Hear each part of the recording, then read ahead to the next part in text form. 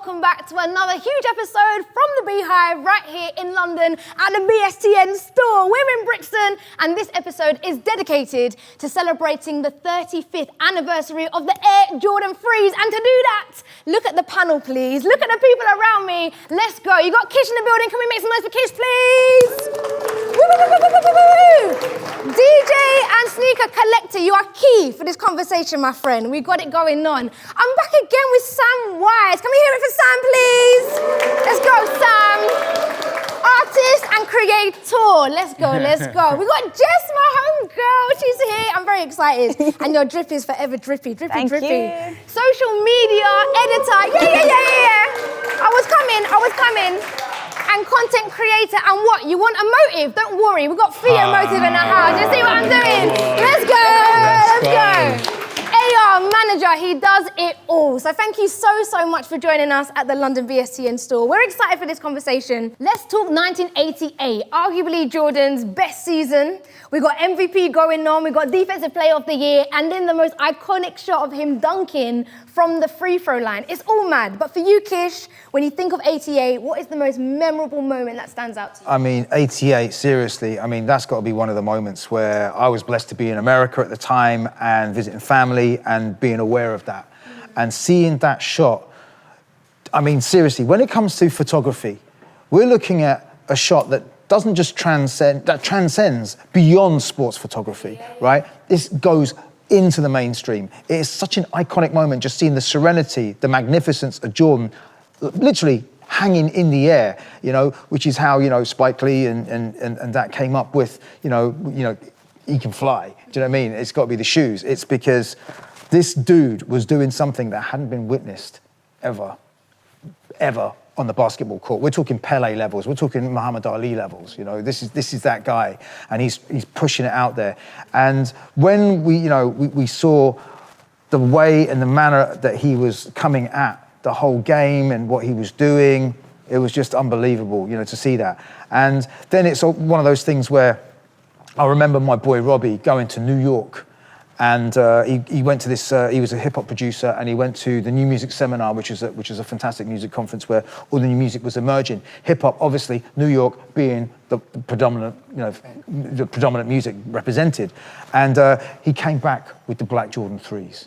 And that was one of those moments where we got to get those. How do we get those? And we couldn't get those because the Jordan 3 wasn't distributed in this country at the time. The Jordan 2 wasn't, the Jordan 1 was, but the 2 and the 3 weren't. And it came back with a 4. But the 3, it was one of those moments where it really set everything up. And I have to say, I think this shoe is the shoe that rescued Nike, because it was everywhere. You know, it really was. You know, in terms of the fact that we couldn't obtain it over here, but the fact that a lot of the imagery that we saw associated with it, you saw everyone wearing it, and it was just like, wow. I mean, the thing is, when you look at the design that Tinker Hatfield came up with, it was just like next level.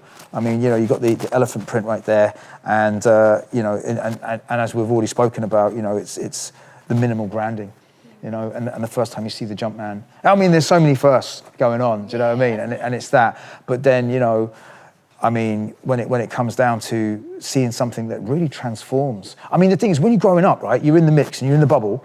You don't realise that this is going to be a moment that 35 years later that we're going to talk about. And it's mad that if you transported me back to 88 and go, yeah, we're going to be talking about this. We're going to talk about this shoe, and we're going to have all these people here, and everyone's going to be like fetishizing the shoe on a level. Yeah, exactly. And it's got people actually care. Because the thing is, the other thing was, back then, it was all about being the first, but it was also about the progression and having that latest thing. So, you know, be it any shoe that you had at that time, it had to be the latest one, and you had to be the first with it. Now things have changed, and it's a crazy thing. But now we want to be the first to have a shoe that came out 35 years ago with a new version of it. You know, so things have just flipped around again. It's mad. It really is mad. You make such a good point. Like, to jump over to you, Theo, in terms of 35 years. 35 years is a moment, right? It's an anniversary to mark. But if you were to take yourself back to that moment in 88, what was really memorable for you? What stood out that really, stands as a highlight for you? I think, you know what? I was free in 88, right? And looking back, like we have to do with everything to really, you know, learn everything. You see that, like, this is the first shoe, obviously, that didn't have the swoosh. It was the first with the Jumpman, and you know, I think it was the first with there wasn't a high top as well for the J's. But like, looking back, you can see Eazy-E's wearing it on, you know, Eazy Does It, and KRS is wearing them in My Philosophy, and it's like, it's iconic, and I think it's a new blueprint that was started then that we're still working with now. Yeah. And I think putting it to music, it's like, we want to work with artists and, you know, creatives that create these new blueprints that we can work with 35 years later from now. So yeah, that's how I look back. Yeah, it's so true. Because you've got a little one, right? And so you just think to yourself, what are they going to be knowing in the next 35 years? What's going to be around? Yeah, right? exactly. What is going to be around? So for shoes that are so legendary like that, and you make a good point about the design. So for the Jumpman logo to be on it for the first time, really stamped Jordan to be like, yeah, I'm out here, baby. Like, I'm actually here. I'm an icon. You better get to know. So what was that like for you, collecting sneakers, being around the movement? Was that a big deal at the time? Oh, it was a massive deal. I mean, you got to think about the marketing that surrounded it as well. When Spike Lee came into the mix and he created the Mars Blackman character and then translated that into his movies as well. But the whole ad campaign was absolutely phenomenal. I think Wyden and Kennedy were responsible for that in team, you know, in the team with Jordan and everyone else, and Donald Dell. And I think you know, when you look back and you think the music that was around that time, right? Okay, what Theo just said, but you had Public Enemy, but then you also had De La Soul. So the contrast was was diverse, and then everything else in between.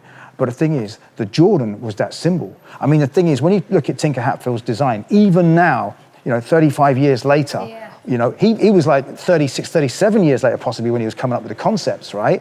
And the materials involved and the whole look of it. And as Theo said, it was the first Jordan that wasn't a high because he didn't like playing in highs. He cut down the ones, you know, and, you know, so it's so significant. A basketball player playing in mids, do you know what I mean? It's like, what's going on? You know, you used to have the mad high tops, do you know what I mean? That you associate with those sort of images of the 60s, 70s, and 80s to that point. And you just see how steezy they look, right? I mean, they still drop hard now. Yeah. I mean, it's such a testament to how, you know, seminal, how, you know, classic they are.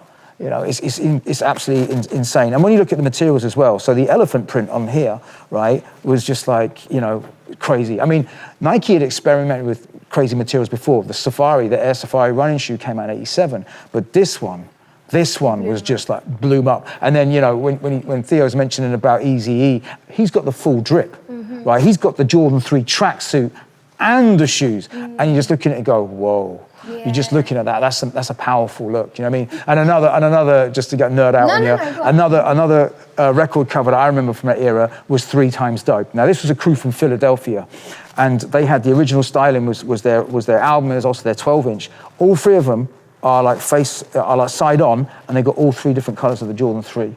And when I saw that record cover, I was like, what? I was like, yo, there's not just one flavor. There's 3 flavors of the Jordan 3, and I can't get them. Yeah. Do you know what I mean? So the thing is, this shoe here is what really kickstarted it for me. The desirability of the shoe. I need to get that shoe. How do I get that shoe? Where can I get that shoe? What have I got to do to get that shoe? Yeah. It was this shoe. Can I ask here, at the time, was there, of course it's pandemonium, as you're saying, it's crazy, but and I don't know, even like saying Eazy-E wearing it and that cover art he's talking about, did people know that it was going to become what it has? Or do you think it was just the same hype that has come around other brands that was existing at the time, or maybe just that with a bit more? No one predicted It wasn't that hype. It wasn't about hype. It wasn't that hype. It was just about the one rule that was always prevalent in that era was if your boy had that shoe, or if your boy had that jacket, or that whatever, or your girl had that, you couldn't rock it. You couldn't bite anyone's style. So everything was geared towards being unique, but also being the first, right? So, you know, if you're the first with it. So when my boy Robbie came back from New Music Seminar, rocking these, you know, it was boom. And then he got signed to Profile Records, home of Special Ed, Run DMC and everything, and he came out with a group called Caveman, and he was rocking those shoes in Hip Hop Connection. People were bugging out, do you know what I mean? But the thing is, you got to remember, the zeitgeist at that moment wasn't as big as what it is now. Do you know what I mean? You're talking about a subculture, and it was very tribal back then. You know, so you had that going on. You know, you had the New Romantics. You had all these different sort of expressions and styles. And this is pre. I'm gonna flip on you. Drum and bass, I mean, acid house was only just emerging at that point, and there was a crossover from hip hop and acid house, which led to hardcore, which led to drum and bass. You know what I mean? We had this whole thing going on, and the mad thing was, you know, when I got a pair of these later, I ended up skating in them because if you look at skate shoe design, you know, you will see the DNA of this shoe and the later Jordan 4 in all those dope skate shoes that everyone loves. Do you know what I mean? But they sort of maximized it out a little bit and made them more chunky. But that's how significant this shoe is. I was just gonna say, Jess, you were like, no, it wasn't really thought of. It wasn't like people predicted this to be the freshest wave at the time, to be what it is now. You write so much about sneakers, so what is it that stands out about this shoe for you that doesn't really get the attention that people are like, oh, don't miss it, don't overlook this about this shoe? I think it's very important to look at the history of it, like when it did come out. I think it was at a time where it was just after the twos, or like some months later, the twos did not drop as they expected them to. Yeah. They were not as successful, not as poppin'. So I think it was Tinker Hatfield and MJ's really like, well, Tinker Hatfield specifically's last chance to kind of really prove to MJ that they could produce a shoe that he was going to be proud of, and they blew it out of the bag. Right. And I think that's why Hatfield was brought in to do that, because previously, am I right in saying the designers before were let go? Yeah, it was Peter. After I think the it was Peter Moore was the original designer of the Jordan 1 and 2. You know, so I think that is the significance of it. It really was able to go to cement and concrete the relationship that MJ had with Nike and Jordan, and then push it into the mainstream culture that we have today. And for me, I just think, still to this day, those sneakers are so mainstream and we're seeing them everywhere, from runways to, you know, high street to all over. But I still feel like the 3 is reserved for people that are really, really into sneakers. I think like the 1 per se, people see them, they know them, everyone's mum, everyone's dad knows what they are. But I think these still, as hype they are to us and as widespread as they are to us, they just have that little niche moment still, you know? They're for people that are really, really into sneakers and know the history of it. And I just always think, you know, without this pair, we wouldn't have Jordan today. Who knows, MJ might have left, he might have, you know, cut his losses and gone elsewhere, moved his business elsewhere, which he was thinking of doing. So when you think about that and kind of the prevalence of it over the last 35 years, it's GOAT status. Yeah. It really is. And for people who are watching, who are like, do you know what? I just like the design, man. I don't really know the history. I'm not out here knowing all the facts and stats. But they're pretty. But they are pretty, yeah, exactly. It's like, well, I want to cute. But for your music world, do people clock how much basketball has influenced the hip hop scene here in the UK, music that we listen to today? Are people aware of that for you guys who are in that scene? Is that something that people are switched on about? I don't think people look at basketball. I think they look at rappers from the US more so. I think it's a generation above the current generation. Like, Sam, you can answer better than anyone else, but like, I think it's, this current generation, I think they're influenced by Kanye and Jigga and people that have been wearing, you know, whatever J's they've been wearing in their videos, but obviously Ye wore them in All the Lights, and Jigga's worn them a lot. Like Black Cements, I've seen them in them more than I think anything else. I think that has influence here anyway, because I think the Jordan wave back in the UK, it most recently only came about like 12 years ago again. Like it was Air Max, Air Force Heavy, and then there was a shift and Jordans were coming back. You know, we had the white cements in 2010, 2011, and I feel like from then, people have never looked back. I've got a question. Why do you think that shift happened? I just think fashion changed in rap, and people went to skinny jeans and they went back to high tops, and the J's came back out. And obviously, you know, marketing happened and the right things came about at the right time. But I remember that point. I remember being in that point, you know, when I was doing all the stuff with Trapstar. You remember, that's it's right, like, I remember that. Snapbacks came back and everyone was putting out their J's again or getting them for the first time. And I remember them they only wore J's. Trapstar crew only wore J's. Do you remember? Shout out, when we were at Yo-Yo's, you know what I mean? Yeah, shout out the crew, do you know what I mean? But it's mad because I actually agree with that. Rappers are the new athletes, you know, and that's how everyone's sort of gravitating towards, you know, to product. For me as well, it's interesting. We were speaking about this earlier because I think what's interesting here as well is like just the way different ages capture it and how it felt. So I'm 26 and see, like you're saying about 10, 12 years ago is when you kind of felt them coming back. And I remember like my childhood, again, you're getting your information from so much different places. For me, it was like, okay, I caught the end of Channel U a little bit. Then I'm going into YouTube, then on BBM and you kind of, and MSN and you got those sort of worlds. But I remember like, when I got into I started to understand, like through Tumblr, actually, it was when I kind of started to get nuances of like, Jordan, you know what I'm saying, them days, chinos and so, and I'm about 14, 15, trying to stand out in my school. I went to school down the road from here, Norwood School. And so I remember I had Jordan 5 Raging Bulls, and I got them. That's a hard shoe, by the way. Hard shoe, hard shoe. And I was rocking, this is on close day, year 10. And I'm wearing them with some chinos and like a shirt. It's a bit funny, but I was there, I'm rocking it. Just doing your thing. And it was, to a lot of people, it's like, what? So this was at a stage where maybe the OGs that know already, like, you know what this is. And then there's a lot of us that, like, we've come up on, it's like Gas Gang is playing right now and all that, and it's like the swag's completely different. So it was a shock to a lot of people.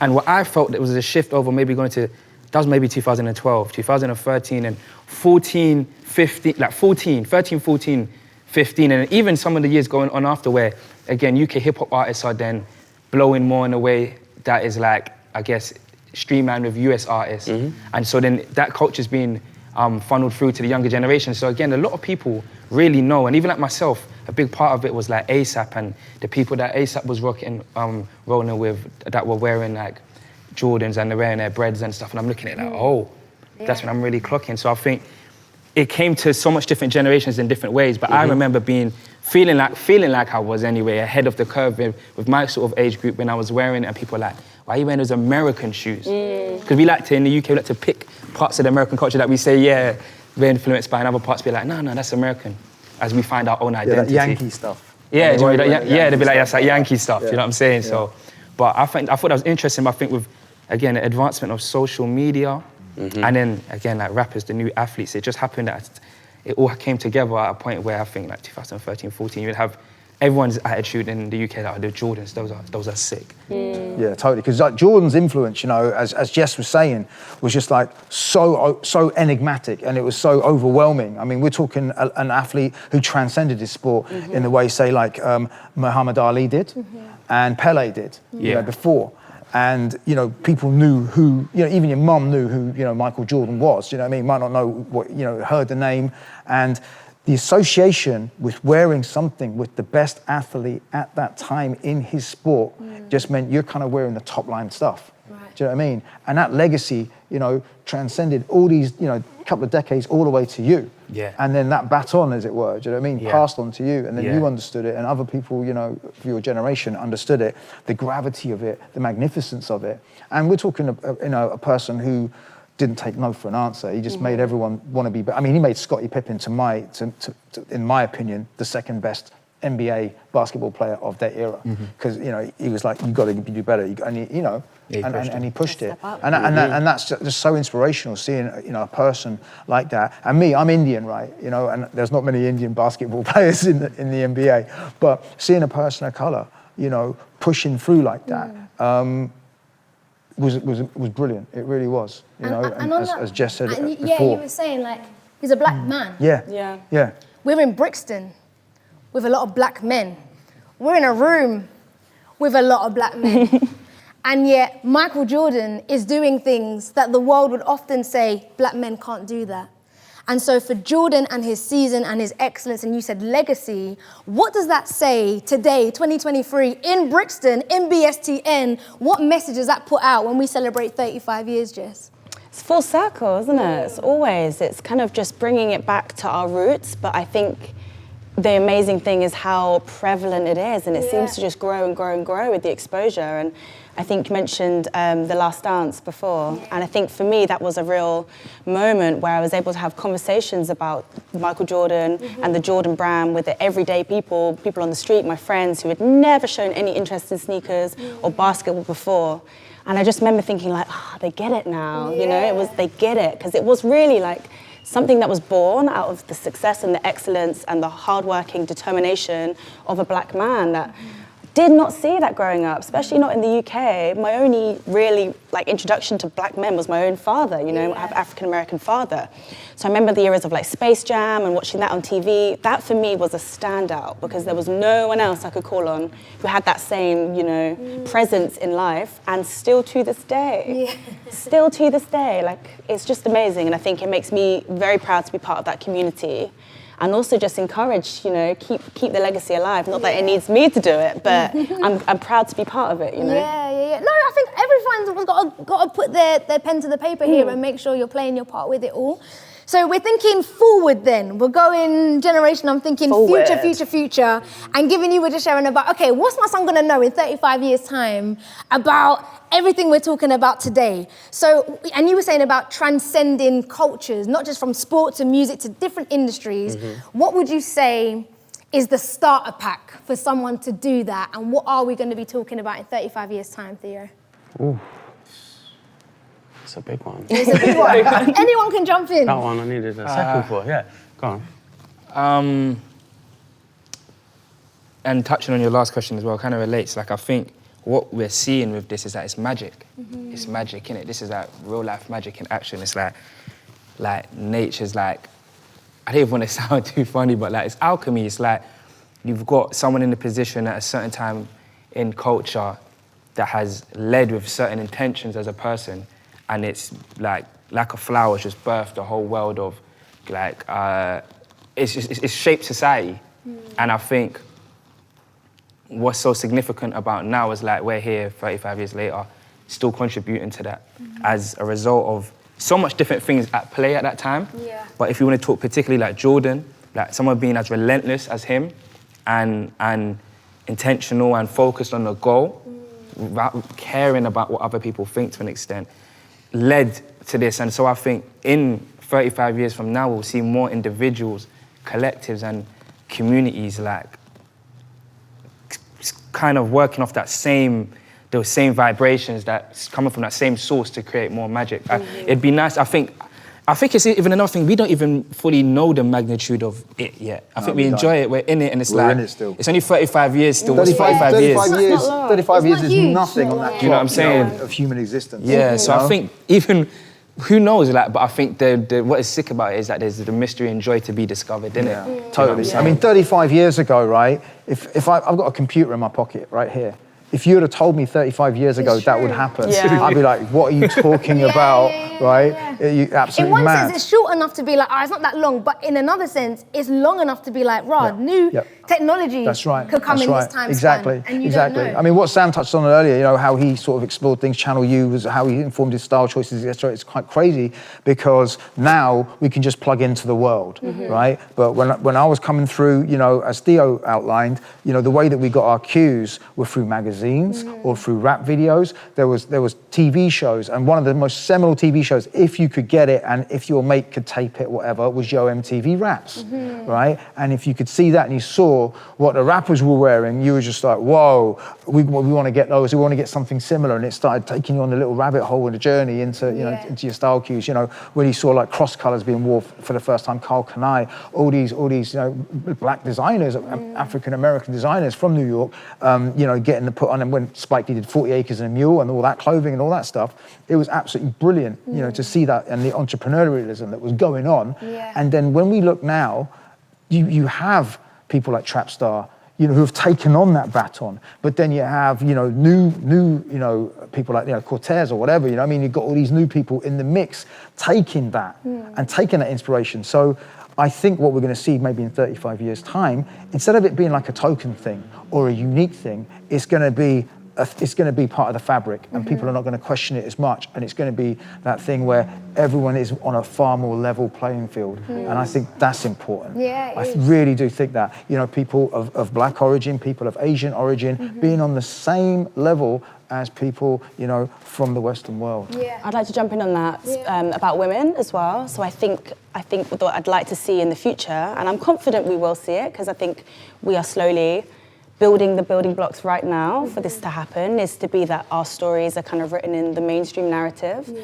I think how it's gone, like we are celebrating the history and we're looking back, and a lot of the people that we're calling upon and thinking about is very male dominated. So I'd like the next 35 years for our stories to be, just as much in the mix and just as much contributing to the culture, because they were there. I just think they weren't really spotlighted or shown. Yeah. And I think now we're here and we are very much going to make sure that happens. So I'm very excited to see how the two worlds kind of level up like this and then grow, is how I would say it. Rather than this, I don't think it's a competition ever. I think there's a space to be filled and we both go up. So that's what I'd really like to see, and I think we are very much on our way to seeing it, and yeah. More women it's in the It's going to go beyond even being a man-woman thing as well, sure. Which is brilliant. Yeah, I'd love to get to the point where we don't have these conversations anymore, where there's no disparity. I'm not sure how realistic that is, but we have to be hopeful. And I think there'll be a point, or we hope there'll be a point, where the inclusivity conversation has moved on from men and women, and we're literally viewing us on the same playing field, quite literally. I want to ask a question that I don't know, I'm thinking on the spot, so bear with. But I'm fascinated, and correct me, because I'm just doing small Google, do you know what I mean? So let me know. But if this shoe is the first time that the Jumpman logo is on it, like surely that's a big thing, right? Like for people watching, whether you're a sneakerhead, whether you're creative, whether you're just common customer, like everyone loves to put their own stamp on something. And so I guess what I'm trying to say is, for a black man today, not just 35 years ago or our dad's generation, but someone that is very tangible when sitting in this room now, what are the hurdles for that? What are the hurdles where people are like, no, don't put your stamp on that because I want this to be, and you're like, no, I'm going to bust through and make sure everyone knows this is my thing. This is what I want people to know me for.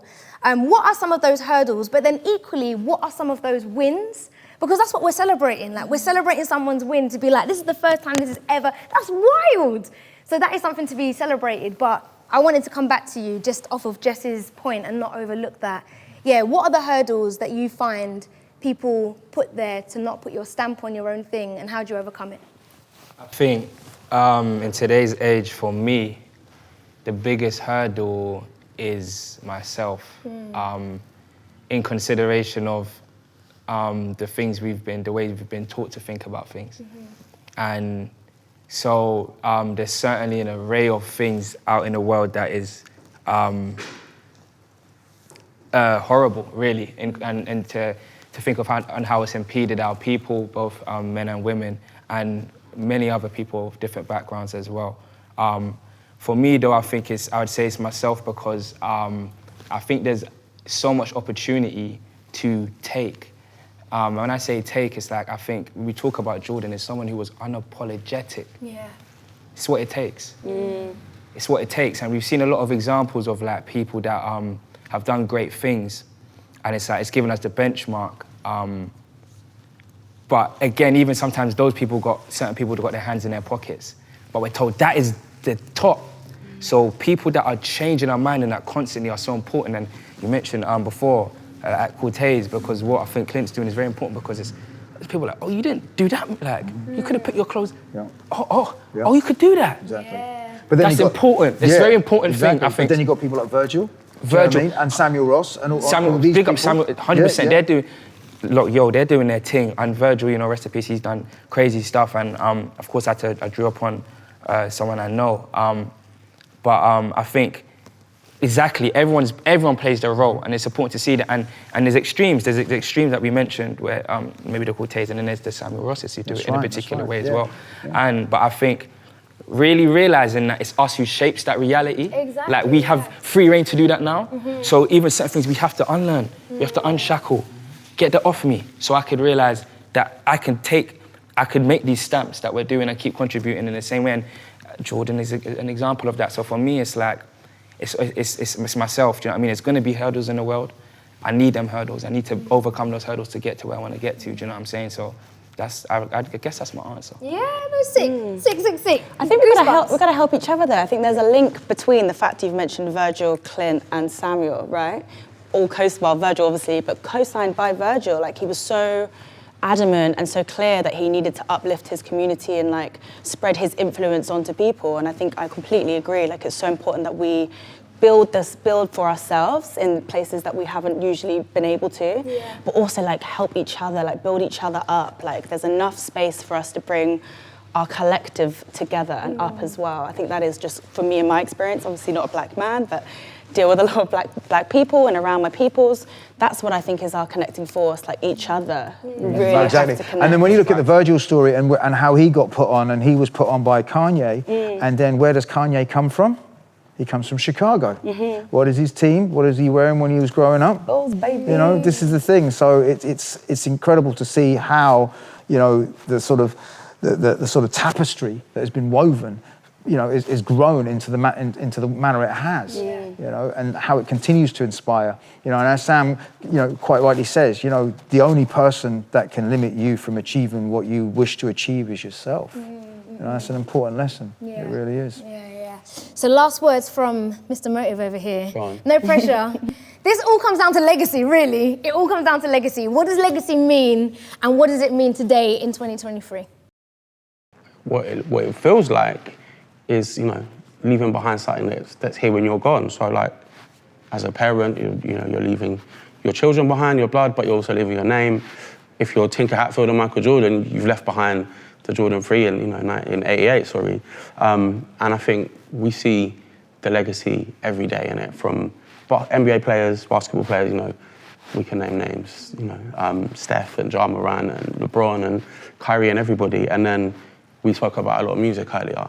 That was of the time, and those artists have, blazed a trail for many to follow, and they're still, even if they don't know it, they're still following, they're still keeping that legacy going. So legacy means, what stays when you're gone. This is a fun part where we get to have audience members come through and ask questions. And if you're here at the B-Hive space, that's how we roll. And I've got to be on my best behavior because the manager of the store is about to ask a question. So, Sevian, what do you want to know?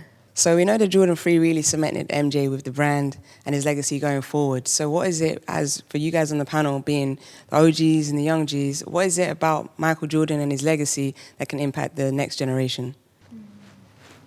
I think for me, it's no matter what generation you're from, what time period you're from, what you do, what resonates with you, I think human beings were always drawn to these moments of excellence. And I think that's why it's transcended all these generations and stayed so prevalent, is because we recognize the sheer excellence of it. And that sheer excellence transpired to the shoe. He was so particular with what he wanted when talking to Tinker Hatfield, and it really was the last moment for him to be able to save that relationship, because he was on his way out, he wasn't happy with how things went with the previous 2 release. So I think coming back with off the back of such excellence with him as a person into excellent design, that's why it's transcended, and that's why we're still talking about it today, because we can still resonate with the fact that it's just magic at its best, The hood hero as well, man. These people are just, like I said before, they're these people. Jordan's not even these people. So I think it's that in any person, any youth, to have someone to look up to that is levels like that just keeps pushing the bar. Actually, we talk about it a lot and we say it a lot, but it actually is the difference.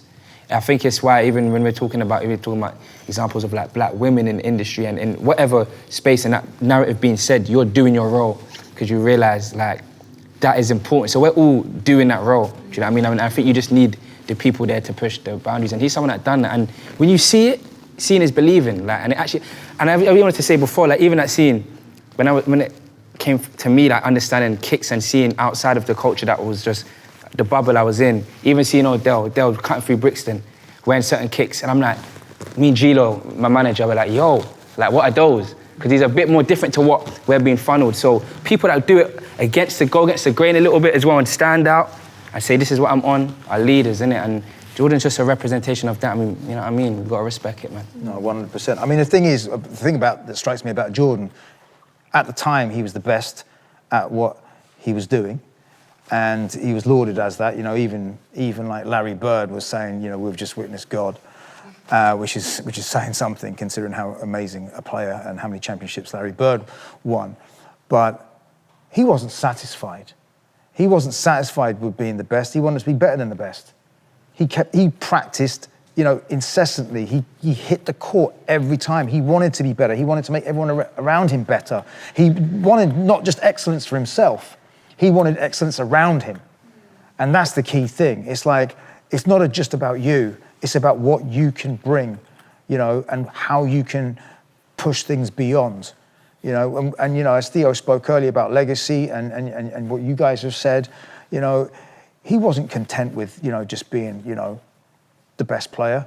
He wanted to succeed beyond anyone could succeed. And still to this day, I mean, without him, you wouldn't have, what as Theo said, you wouldn't have, your LeBrons. you wouldn't have your Kobes. You wouldn't have had your Penny Hardaways. You wouldn't have had all these incredible athletes, you know. You wouldn't have had, you know, everyone striving. Tim Duncan, I mean, seriously, all these basketball athletes, but not even that. You're looking, Lewis Hamilton possibly, right? We've got to see how, you know, Michael Jordan took it, not just from inspiring people to be better basketball players, but just be better people, you know? And I think that's the incredible thing. And, you know, when we look back on things and people are looking, you know, to see what does it mean, you know, we're going to see one of those moments where, it's crazy to say, right? You got all these figures throughout history. You know, you got your Jesus, you got Moses, you got Muhammad, bam, bam, bam, bam, bam. You know, and then you got your Napoleons, and you got all these all the crazy figures. But then you got brilliant people like Einstein and all these kind of people. Jordan's going to be up there in that name. You know, Jordan is going to be up there with the names that everyone says is that milestone in history, in human history. That's how significant it's going to be. Seriously, because the thing is, you're looking at shoes that which rescued a company, you're looking at shoes that just pushed beyond, because this guy, he wasn't satisfied. He really wasn't. And he broke the mold as well, you know. It's like, we can keep talking about the shoes. It's like, there's no swoosh, the jump man, the mid, you know, and on the court, you know, there was no rules. He changed the game, and it's like, that's it, you know, that stays. That's why he's already up there. He's at the pinnacle, so, you know. No rules, being the biggest risk taker and prospering is it. Totally. And when he was playing as well, if we take it back to the game, he was getting doubled and triple teamed. They don't do that now. But he was, is that what you got? Okay, he just made him even better. Yeah, come on. It's just like, yo, let's do it. And also how long, you know, like you're talking about The Last Dance, it's like they're at that point where most people, you know, tap out, done enough, and it's like, we'll keep going and get that extra ring. It's like, you know, you have to have that attitude. And I think, you know, we spoke about some people that have adopted that attitude in the culture, you know, today. And I think we're going to keep seeing that, because with Jordan inspired Kanye and Kanye inspired Clint, who's Clint inspired? It goes far, innit? Earlier you mentioned the 12-inch cover that featured all three Jordans, right? A question to everybody here, what's your most memorable moment or image of the Jordan 3 that comes to mind, and what's the most memorable connection, you know, from an image, perhaps? I'll go first. The Kanye, the All of the Lights video. You see the black cements he's got in, it's like, that's, you know, for me sticks out as a modern one, because kids ain't remembering Easy and, you know, BDP, sadly. You know, for me, yeah, this might sound so crazy, but it's myself. I think I was in the Fire Reds, and when I first got them, they're like the first threes that I actually got to have for myself. And this was like 14 or 13. And I remember wearing like I think it's a Helly Hansen jacket from like a charity shop and a Ralph cap. And it just really captures that energy of me and my friends, like discovering fashion and it within culture. I wanted to play a part and just buy into that. And we're in like a abandoned garage. I'm sitting there and I think I look so dope. And so that's one thing for me, you know what I'm saying? I'm like, yeah, that photo right there. Yeah, nice. Yeah. I think for me, the first thing that came to my mind when you asked the question was the Spike Lee commercial. You know, and it's like tinted, kind of like, what's that colour called when it's like? Sepia. Sepia, yeah. And I just remember obviously seeing that at a much younger age than I am now, and the fact that it's still burnt in my retinas or in my brain. I just feel like seeing these two really prominent, amazing figures. I think that was just marketing at its best, and the fact that we're remembering these adverts all this time that's passed in between just shows you how influential and prominent that was for us. And yeah, that's what kind of stuck to me. Then I'd kind of agree with Sam, like the memories that were like, for myself, kind of like my first interaction with them, and then how it kind of transcended from basketball into fashion, you know, and like the journey of the shoe for me, and how that's like kind of been through my life. I think it's just as prevalent, really. I already said it.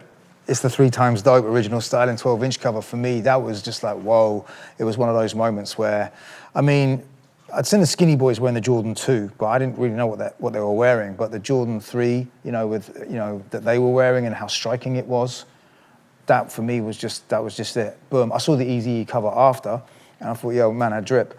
But you know, for me, it's just the way that, you just see that image. And if you guys saw that image, you'd understand why it's so indelible as well, and how I think it really, percolated across, and it had a lot of people, going, yo, this is next level. And especially considering the group was from Philadelphia as well, but seriously, it's that. And then, of course, as Jess said, you've got the commercials, and you've got the print ads as well that you used to see in certain rap magazines, and it was just like, whoa, it was next level. It really was, yeah. Mine would be you, Aaron. I literally put them on. He's like, whoa, Swarzy, whoa. I was like, listen, we gotta go. So yeah, it's just the feeling, isn't it, when everyone comes together and you just feel, like you said, you just feel good. You just feel like, yeah, I'm here. So yeah, the love that you get when you're part of a community like that is untouched. So yeah, thanks. And this is why we love to be having these conversations right here from the B-Hive. So ladies and gents, can you put your hands together for my very special guests? Give it up for the one and only. You got Kish, you got Sam, you got Jess, and you got Theo. But thank you to you. Thank you so much for joining us for another episode right here from the BSTN London store. We cannot wait for another one, so stay tuned. Until then, peace out. Woo!